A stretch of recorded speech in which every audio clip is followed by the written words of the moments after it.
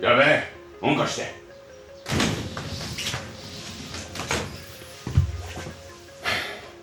Hello there, friends. Welcome back to another episode of Generation Tech. My name is Alan, and we have a lot to talk about.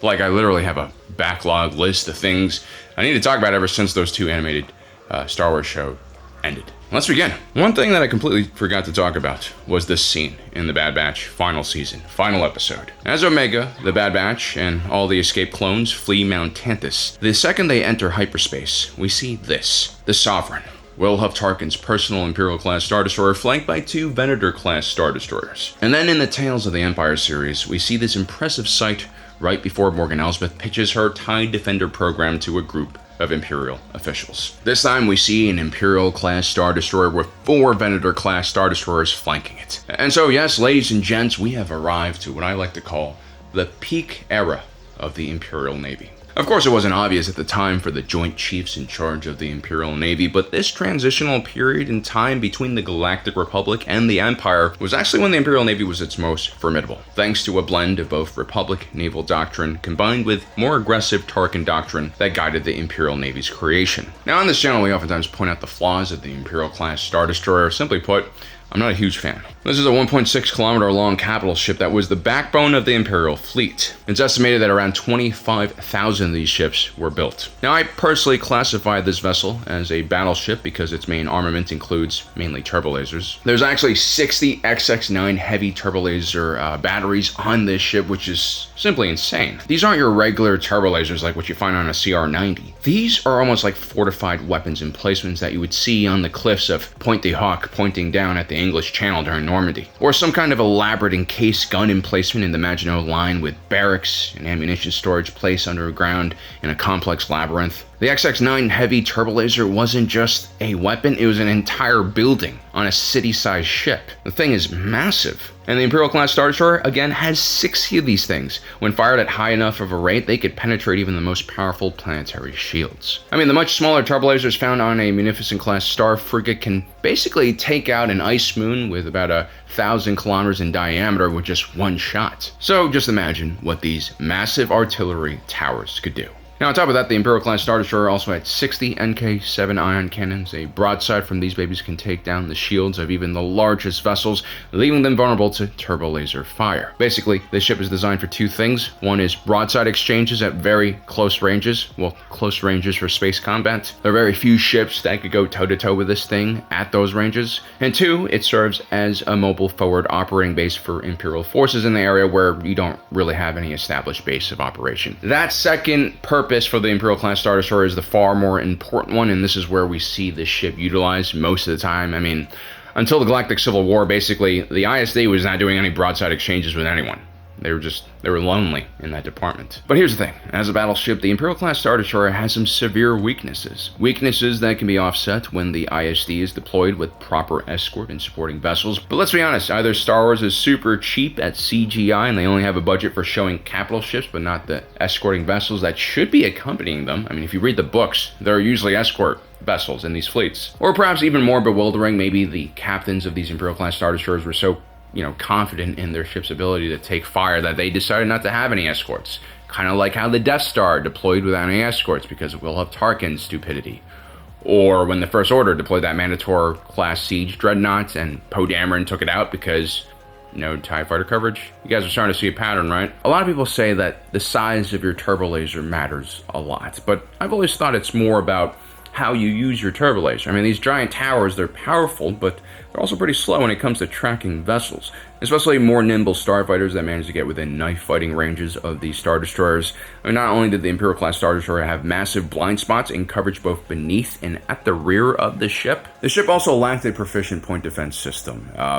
In the current lore, it actually states there are only like point defense weapons at the aft portions of the ship for some reason. I mean, this is really baffling to me that such a large vessel with so much technology, manpower, and firepower invested in it would lack just like the most basic defensive measures. If you look at modern ships now, it's all about layered defenses. You have your like longer range missiles that can intercept things, then you have like your Sea Whiz, and you have guys with a 50 cal maybe or shotgun on deck. Probably not. I mean, the only reasonable explanation why the Imperial class Star Destroyer would not have many point defense weapons is that maybe it makes it difficult for friendly fighters to maneuver in the local space around the ship and obviously launch out of the hangars. But again, this isn't a Venator class Star Destroyer with its hundreds of diverse and powerful starfighters. This is an Imperial class Star Destroyer. All it has is a few TIE fighters and TIE bombers. Fighters which lack shields and hyperdrives and have very limited range. But then again, the Imperial class Star Destroyer's turbo lasers only had an effective range of around 1,200 kilometers before the rounds dissipated. And in terms of space battles, where your line of sight can extend for millions of miles, 1,200 kilometers is basically melee fighting. I don't even consider this range combat. And so what we have here is a Star Destroyer with very heavy armor, very heavy short-range firepower, but it also has the point defense weapons of a ship many times smaller than its size, leaving it extremely invulnerable to pesky starfighters and their very deadly proton torpedoes. I mean, just one of those babies in the right spot can disable an Imperial-class Star Destroyer pretty quickly. But what happens when you suddenly slot in a few Venator-class Star Destroyers into the mix? Well, in my opinion, these are some of the most balanced and well-designed capital ships in all of Star Wars, primarily because these ships are designed more like assault carriers than battleships, and this really does meet the challenges that you face in a space battle. The Venator-class Star Destroyer is about 2/3 the size of an Imperial-class Star Destroyer, and right away you can tell that this is a carrier. It has a massive dorsal hangar door that runs the entire length of the ship, along with 2 additional hangar doors on the side. It also had an auxiliary hangar that could even dock an entire cruiser. There's even a dedicated space traffic control tower thingy, and that's right next to the actual command bridge. This allows for almost instantaneous and coordinated deployments of several squadrons of Republic fighters against multiple targets. And sometimes those few seconds saved in deployment can really swing the entire battle towards your favor, especially when you consider that many of the fighters used by the Venator-class Star Destroyer were hyperdrive equipped and had heavy munitions on board. Each one of these ships are capable of destroying an enemy capital ship. They are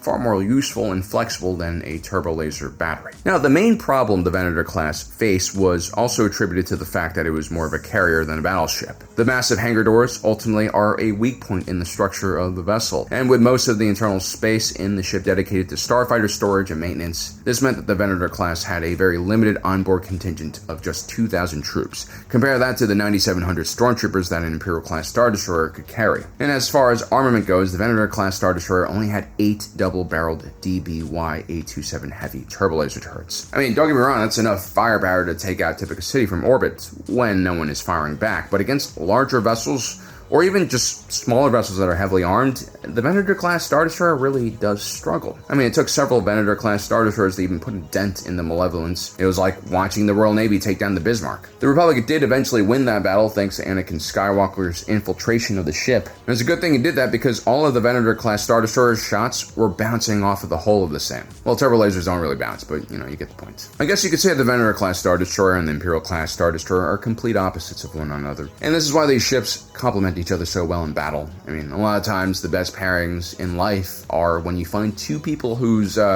strengths are the other person's weaknesses. If you could just make them get along, you get a pretty good and dynamic match, in my opinion. Venator-class Star Destroyers are captained in a very different way from an Imperial-class Star Destroyer. Venator captains are always looking for first strike capabilities and scanning the local sectors for enemy ships with sensors, and also sending out reconnaissance flights. These guys are always ready to deploy hundreds of starfighters at a moment's notice when they locate the enemy fleet. This reminds me a lot of how, carrier battles played out in the Pacific. It was a lot of hide and go seek, and when you found the enemy first, you basically won. Or at least you hoped you won, or at least your carrier didn't sink, because if your carrier sinks, where do you land? And so the Venator-class Star Destroyer is basically a flying aircraft carrier. The only way to really defeat a Venator-class Star Destroyer is getting up nice and close, where it can't really utilize its many specialize against you as effectively without taking damage. And the only way to really do that is just, micro jumps in hyperspace. It's something that Chiss and Thrawn specialized in. And when you manage to get close to a Venator-class Star Destroyer, it's pretty easy to hurt it, guys. You remember that time Aayla Secura's fleet of 4 Venators were jumped by just 5 Munificent-class star frigates in the Quell system? Star frigates are what we like to call pocket cruisers. They're lean, mean, automated, but not heavily armored or heavily armed. They should be outclassed by the Venator, especially when there's no significant advantage in terms of numbers But during the Battle of Quell, the Star Frigates managed to get a jump on the Venators while they were still vulnerable in atmosphere. Like, they had the high ground, which is extremely important in Star Wars. I don't know if these Venators were arriving or leaving, but they are completely screwed because that transition through the atmosphere left their fleet completely unguarded, and soon there were separatist boarding parties all over the Venators. And before you know it, the Venators were going down in flames. And this is embarrassing. This is like T-90 getting pot-shotted into oblivion by a Bradley fighting vehicle. Embarrassing. It definitely can happen, but a lot of things have to go wrong. But even the best weapon systems, they do have weaknesses, and that's why you generally don't deploy an entire fleet to the same vessel. When me and Congo, my editor, go out for food, we oftentimes get different meals, and then we just share. We mix and match. This way our stomachs get a more diverse taste of food. That way we can build up tolerances to different threats that might enter our bodies. And the Empire, by accident, during this transitional period, managed to create the best kind of mix and match. I guess the only question is, Alan, if this is really a peak Imperial fleet, as you say, then how come we don't see this combination really ever again in the original trilogy or in Rebels? Well, let's actually take a look at this. These two scenes of the mixed fleets with the Venators and the ISDs and the Bad Batch and the Tales of the Empire take place a few years apart. The Bad Batch mixed fleet scene happens in 18 BBY. The mixed fleet scene with Morgan Elsbeth probably takes place many years later. In the episode, after she's ambushed by Rook, Thrawn appears not as a Grand Admiral, but just as a normal Admiral. Which means this show most likely takes place before Rebels and probably before the Baton Insurgency. That's when Thrawn becomes a Grand Admiral. And so I estimate the scene happens maybe 10 years after the first one in the Bad Batch. Which means that the Imperial-class Star Destroyer and the Venator-class Star Destroyer, in some capacity, have been patrolling together for almost a decade. Which is pretty long. The Empire really doesn't last that long at all. I'm going to assume that the Venator-class Star Destroyers were eventually phased out because of the TIE Fighter program. Simply put, the Imperial military was really all about cost savings and quantity. It's not like the Empire had any near-peer threats, so they could just throw bodies at every problem without really thinking. They didn't need high-end, advanced platforms or anything like that. Heck, I have a feeling that certain battles, like the one on Mibam, was just a way for the Empire to get rid of undesirables in meatwave battalions. Half of these guys were vicious criminals, and the other half were like Cassian Andor and Han Solo, who were just likable criminals. And so as the Venator-class Star Destroyers started hitting the age where they needed to be refitted and upgraded and repaired, Palpatine most likely just sent them to scrap planets where their parts would go on to make more Imperial-class Star Destroyers. And that's because the Venator-class Star Destroyer was just not compatible with the TIE Fighter. You could put TIE Fighters inside of a Venator, but, why would you? The reality was the Empire didn't want to field so many different models of fighters. It was just expensive, logistically complex, and some of the manufacturers like Incom had already defected to the rebellion. Unfortunately, the future here is bleak, authoritarian, and uninspired. There would be no more room for the unique Venator-class Star Destroyer and the capabilities it brought. And so, within a few years, this mighty ship would simply just fade away. So there you have it, guys. That is our video for today. Don't forget to subscribe and hit that notification button down below so you don't miss out on the rest of our awesome content. Arigato gozaimasu.